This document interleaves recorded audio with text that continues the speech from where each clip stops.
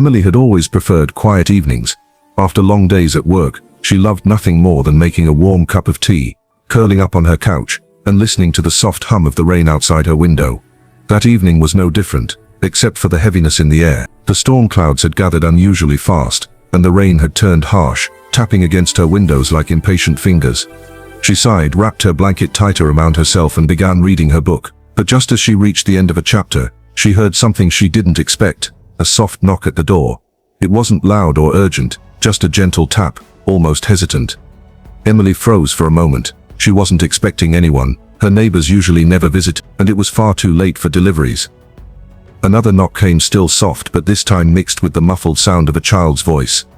Emily stood up slowly. Her heart beat a little faster, not from fear but from curiosity. She walked across the living room and placed her hand on the doorknob. For a moment she listened. She could hear faint breathing on the other side. When she finally opened the door, the sight in front of her made her gasp.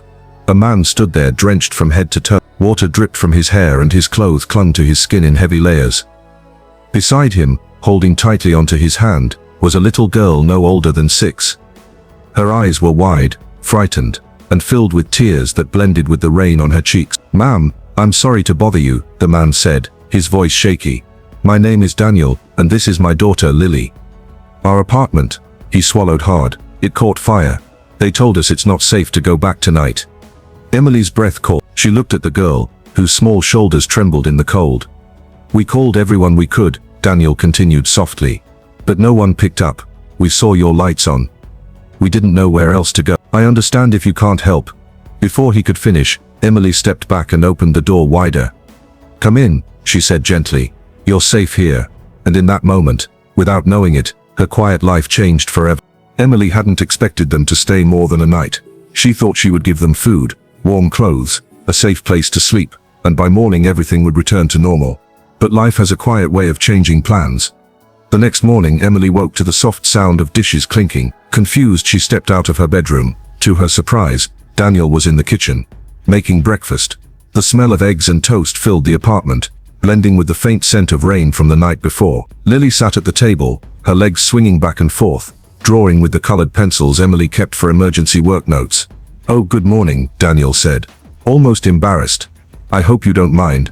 I just wanted to repay you somehow." Emily smiled. "You don't have to repay anything. I'm just glad you both are okay." Lily looked up from her drawing, her small voice soft but cheerful. "Emily, look, I drew you." She held up a crayon sketch, 3 stick figures under a big yellow sun. One was clearly Lily, one Daniel, and the third was Emily, smiling. Emily's heart warmed in a way she hadn't felt in years. One night became 2, and 2 became 3. The fire department still hadn't cleared Daniel's apartment, and Emily didn't have the heart to send them back into uncertainty. So she let them stay, and every day, she found herself growing more attached. Daniel helped without being asked. He fixed her broken cabinet door, changed a light bulb she couldn't reach, and insisted on cooking dinner. Emily had forgotten what it felt like to have another adult in the house, someone who cared, someone who noticed the little things. But it was Lily who changed everything. She filled the house with laughter, with energy, with little drawings taped to the fridge. She followed Emily around, asking questions, telling stories, making the lonely corners of the apartment feel alive again. Yet with every passing day, Emily felt something else too, a quiet fear building inside her. She knew their stay was temporary. She knew they would leave once their apartment was repaired, and the thought of the house going back to silence scared her more than she wanted to admit. Outside, the weather began to clear, but inside Emily's heart, a new storm was forming, one made of emotions she had never expected. A week had passed since the night Daniel and Lily had knocked on Emily's door. What began as an unexpected act of kindness had slowly turned into a quiet routine, one that Emily had grown used to without even realizing it. Their laughter, their presence, their warmth, it had become part of her home. But every comforting moment carried a small whisper inside her. "This won't last forever."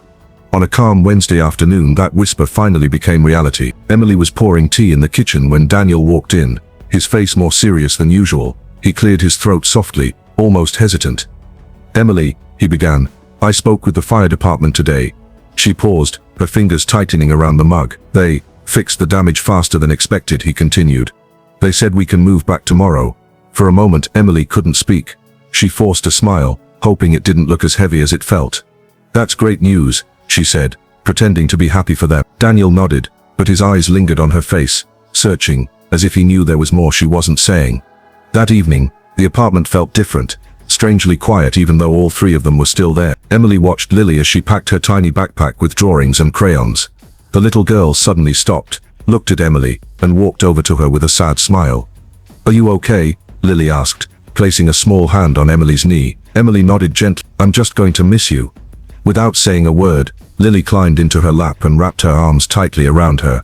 "I wish we could stay with you forever," she whispered. Emily closed her eyes as her heart twisted painfully. She hugged Lily back, feeling the child's warmth against her chest.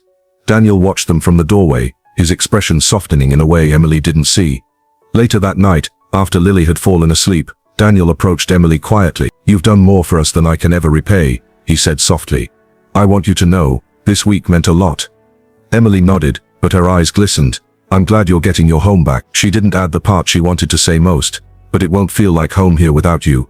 Daniel looked like he wanted to say something more, but instead he whispered a faint, "Good night," and walked away. Emily lay awake for hours, listening to the soft breathing of her temporary family, knowing that by tomorrow evening her apartment would return to silence.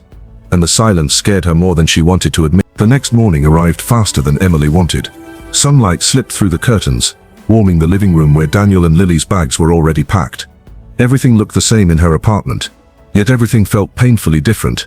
Today the laughter would leave. Today the home she had rediscovered would go quiet again. Emily made breakfast, but even the sound of sizzling eggs felt heavy. No one talked much. Lily kept glancing at Emily with sad eyes, and Daniel kept looking away like he was hiding something. By noon the time had come. Daniel lifted the last bag, took a deep breath, and said softly, "We should get going."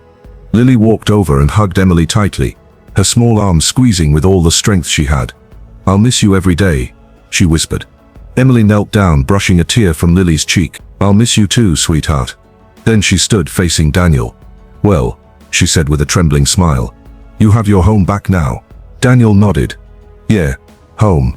But his expression didn't match his words. His eyes stayed on Emily for a moment longer than they should have. Then he finally turned away. Emily watched them walk down the hallway, each step echoing louder in her chest. She closed the door gently, leaned against it and let the silence settle. For the first time in days, the apartment felt empty again, too empty. She wrapped her arms around her own waist, trying to steady the ache that grew inside her. A few minutes passed, then a knock. Emily froze.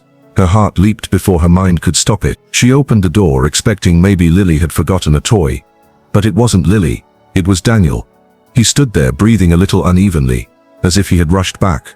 His eyes, warm, unsure, hopeful, met hers. "Emily," he said quietly, "I can't leave like that." She blinked, confused. "What do you mean?" Daniel stepped closer.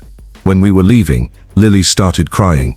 She said this place feels more like home than anything. And the truth is, I feel the same." Emily's breath caught. "Emma doing it." Emily's breath caught.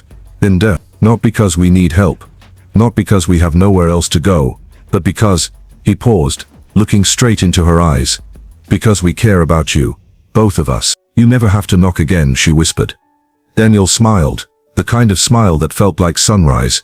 And just like that, the three of them began a new chapter together. One built, not from fear or need, but from love, warmth, and the feeling of finally belonging.